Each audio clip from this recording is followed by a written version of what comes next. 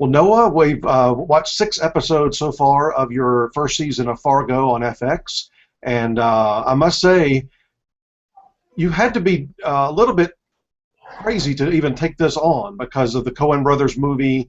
I'm sure friends and family and other coworkers said, "You don't attempt this. It's a no-win situation." No one blatantly warned me against it, but I did have a moment of wondering if I was a little bit nuts for doing it. That's for sure. They're big shoes to fill, but what was fun was their movies are so inventive and iconoclastic that it really allowed me to do anything I wanted, structurally, and to play with tone and to surprise people, and so there was no downside to it. Ultimately, I was either going to succeed or fail in living up to their name. Well, and what I meant by that was, no matter what, if it was perfect, if it was an A+ in your opinion, some people were never going to accept it. Some people were going to just always compare it to the movie. Sure, there's always going to be the camp of how dare you, or what gives you the right. But luckily I haven't seen that much of that actually. I think there was a lot of reviews that started out saying when we first heard about it, we couldn't understand why you would do that. But I think by not actually remaking the movie, people had to use their brains to figure out what we were actually doing and how it connected to the movie and how it was the same but different. It's like with Allison's character Molly, who is not Marge, but I knew that if I introduced her as the chief of police in the town, people would compare her directly to Marge. So I created a male chief of police with a pregnant wife so that the audience would think, oh, I get it, they just reversed it, and he's the chief and with the pregnant wife, and then I sort of snuck Molly in through the side as a sidekick character. And then, of course, when Vern passes and Molly has to step forward, and we realize, oh wait, she is the center of the show, but you didn't start out comparing her, so hopefully she gets a fair shake. Now, the Coen brothers are executive producers on this project. What kind of input have they had with you? They haven't wanted much, really. Their involvement basically was they agreed to put their names on the show, and to say, yes, we feel like this represents our work. But they didn't, they read the first script and decided from that they wanted to be involved, and then we showed them the first episode. I'm not sure they've read another script. I'm not sure they've seen another episode. I respect their wishes to be left to make their own work. Well, I think it was a smart choice not to go with any characters from the movie or any of the, it's definitely its own thing. But you did make sure that there have been certain touches, like you mentioned with the wife, but certainly the briefcase of money found out in the snow was a big moment from the movie. Yeah, and that, I liked sneaking that in the fourth episode so that the audience could spend 3 episodes resigning themselves to the fact that this is completely different than the movie, and then suddenly here's this direct connection to the movie.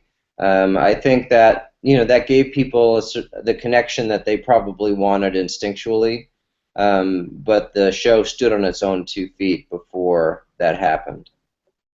I want to talk about some of the actors. You mentioned Allison, so let's start with her. This is a career changer for her. This is going to send her off in a big path for probably the rest of her career. And you've got a lot of well-known people as well as people we don't know as well. How did you come across her? Well, we wanted to cast it like a movie. It's a 10-hour movie. We weren't asking these actors to do multiple seasons, and so we thought we could put together a pretty great cast for it, including actors like Billy Bob Thornton and Martin Freeman. And then, we all agreed early on that Molly's character could be a discovery, that we didn't need to find a famous face to put in that role. From my position, it's almost better to have someone that the world doesn't know, because then they've got nothing to project onto the actress. And she put herself on tape in Chicago, and that tape came across my desk, and I'd seen probably 100 actresses at that point. walking into you know, an 85-degree casting room in Santa Monica with parkas on and saying, "Cold enough for you, Chief." And then I saw this tape of Allison, and she felt completely real. She got all the nuance of the comedy, but she wasn't doing a Saturday Night Live version. And from the minute I saw it, it was my mission to get her cast in the role. And Billy Bob Thornton, I mean, it seems like a logical choice, but was it difficult to talk? I mean, he's got a lot of film stuff going. Was it difficult to talk him into doing a TV series? It was surprisingly not difficult to get to talk him into it. I mean, we offered him the role, and he read the material, and we met with him, and I'm pretty sure that he decided about 20 pages in that he was going to do it. And you know, I was prepared to walk him through, okay, well, here's what the character does for the next, you know, 9 episodes, and he didn't really want to know. You know, he liked the idea of discovering it as he went along. And you know, he's obviously worked with Joel and Ethan on 2 movies, and you know, he was very complimentary about the material, and he said, "Look, I never changed a word they wrote, and I wouldn't change a word of this," and he stuck to that, and you know, it was a great partner. You know, one of the genius casting moves to me is Martin Freeman, because, and I even said this after watching that first episode on one of our posts, that I've never seen him in a role like this before, and I don't even know how you thought of him, because, you know, obviously not from America. He hasn't done this kind of thing before. What made him the right choice from your mind? Well, you know, I've seen him, you know, in The Office and The Hobbit and Sherlock, and he always plays this really kind of buttoned up guy, but there's always this element of he's always got this sort of energy under the buttoned upness, where you always feel like he could snap at any minute. And that was the energy that I wanted for the character, obviously. And as you know, I told him, you know, and his agent, you know, the journey that Lester Nygaard goes on in this show is the journey that I would think that you would want to go on as an actor, which is to show that you're not just that bottled up guy, but look what happens when the bottle gets opened, and look how far you can go. And you know, I think he really enjoyed that. He really liked the fact that he's not normally asked to do this level of material, this darkness. You know, I mean, he's a great comedic actor, but I think he proved here that he's just a great actor, period. One thing I liked about this arc that we've seen him on, and we've only seen 6 episodes, but once everything started happening to him, at the very last moment of that 6th episode was the first time we've seen him after he snuck out and comes back to the hospital. I mean, there's just this moment of almost joy, like he got away with something and he enjoyed it. Yeah, I mean, in the script I wrote, you know, we have this moment and the camera's pushing in on him, and he's sitting there, and he gives this little smile, and then I think I wrote, he's winning, you know, and I think that's the thing, is for the first time, he basically has felt out of control for the first 5 hours as first he commits a murder, and then he's desperately trying to get away with it, both from the cops and from the hitmen who come in from out of town.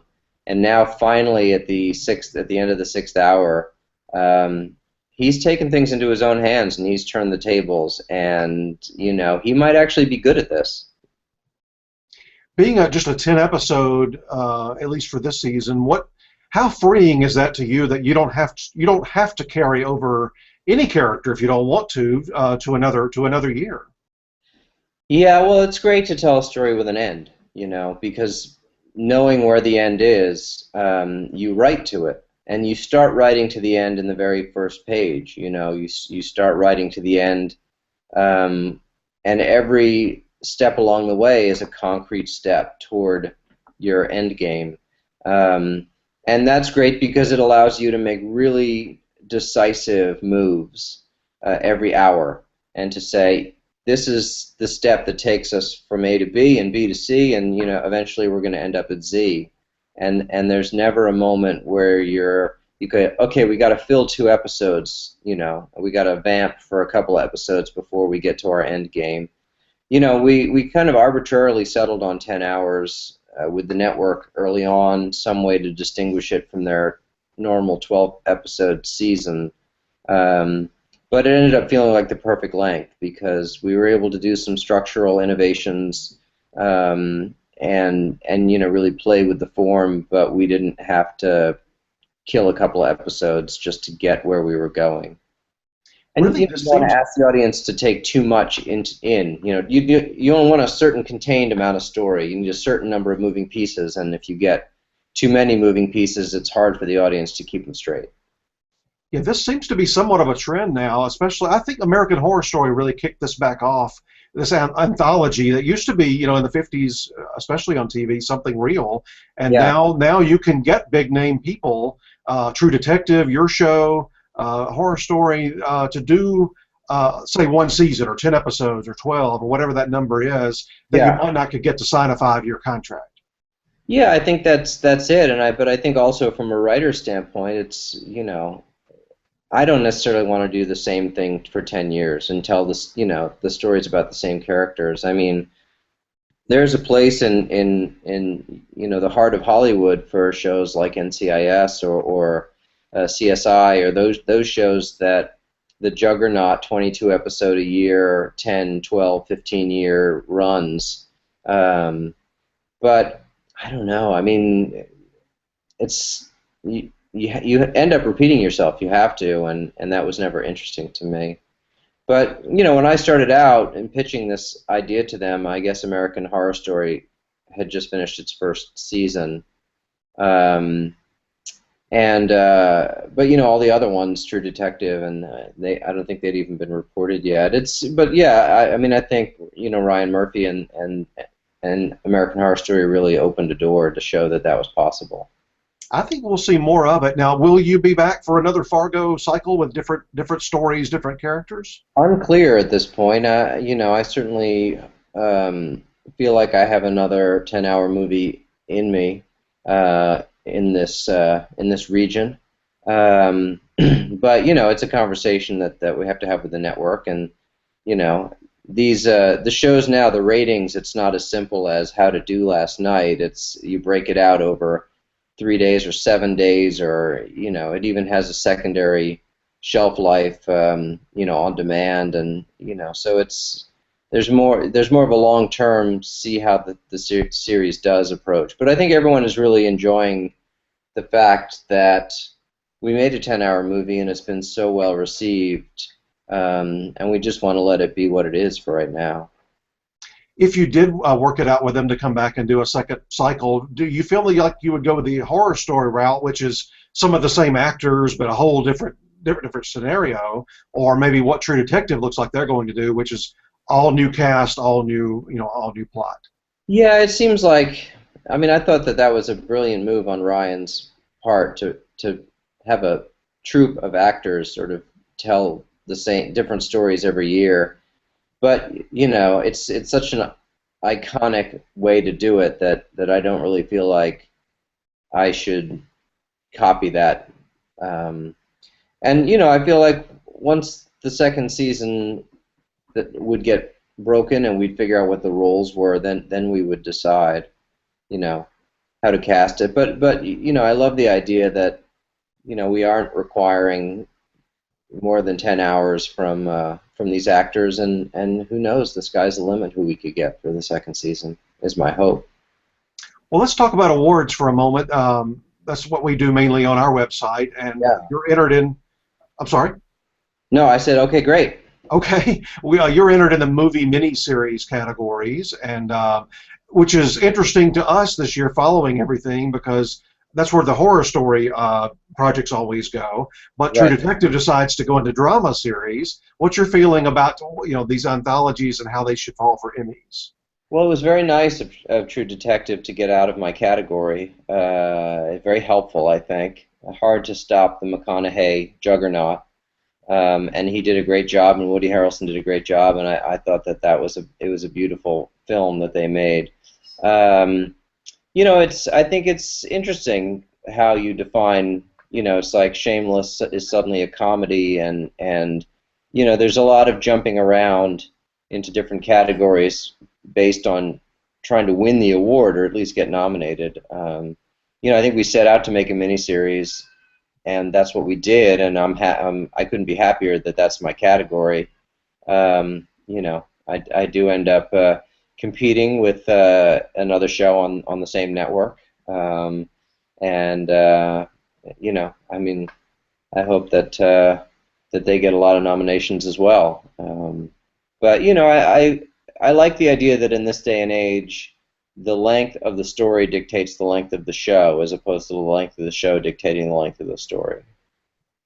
Yeah, I agree with where you placed your show. I'm not real happy with True Detective going over into the drama series, mainly because you've got somebody like Matthew McConaughey or Woody Harrelson that come into a program, only have to do 1 year, and then they go compete against people that have signed, contracts, Bryan Cranston, John Hamm, whoever it might be, that have committed to playing a character for a long, long time. So it doesn't seem quite fair to me. Well, look, it's obviously these categories are the definitions are a little hazy. But you know, when you call something a series, I guess the idea is that you're doing multiple seasons of it, and that it's the same cast carrying over from year to year. I mean, I assume if True Detective comes back, then next time around they would want to be in the same drama category, and none of the same actors would be in the show. So I don't know. I mean, the rules are what they are, and they allow the networks to do what they do. I just know that for me, they seem like they seemed like a surefire winner in my category. So I like being the underdog. I don't mind being the underdog, but it's nice not to be in a shadow that big. Well, a lot of us feel like you're going to do really, really well across the board. I'm anxious to see what's going to happen with those nominations. Let me just ask you a couple of shooting questions. Obviously, you shoot this up in, I believe, Canada. Is that correct? Yeah, in Calgary, which is in Alberta. Yeah. What kind of issues did that bring, just from a weather standpoint? Well, cold mostly. I mean, we had snow that we had to, we needed. We needed snow, and then at a certain point we needed less snow because it was, we had a blizzard at a certain point that was not helpful to us shooting-wise. It got down into the negative 30s, down to minus 40 with the wind chill. We couldn't shoot that day. It was just too cold for human beings to be out, and propane turns to a liquid at minus 40, so that's not helpful.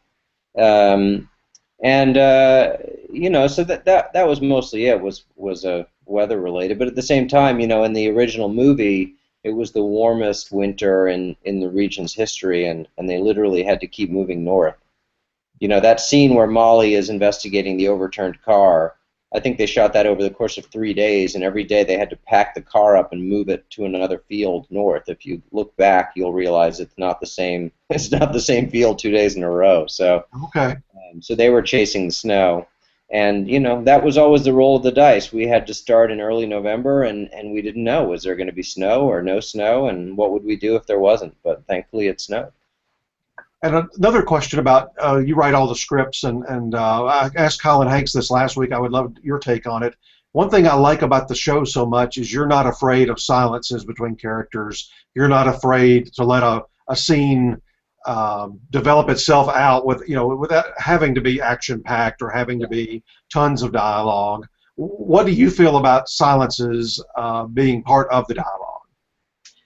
I think it's, there's a rhythm to it and a music to it that, that's really helpful, and I think that, television was always a medium of talking heads, and then, and then over the last, since The Sopranos, really, it's become increasingly cinematic, and Breaking Bad especially was a show where if you read those scripts, they'll have 4 or 5 pages with no dialogue, where the story is being told with the camera, and that was a real goal of mine. Was I'm not only following in the footsteps of 2 of the best dialogue writers in the business, but 2 of the best filmmakers in the business, and so much of what they do is about building suspense and building drama through those silences, both for comedic purposes and dramatic purposes, and so that was really great for me, and great when the network president, John Landgraf, told me that after he saw the first cut, and he said, "I'm not worried people are going to turn the channel because it's too slow." And the minute he said that to me, I just made my show.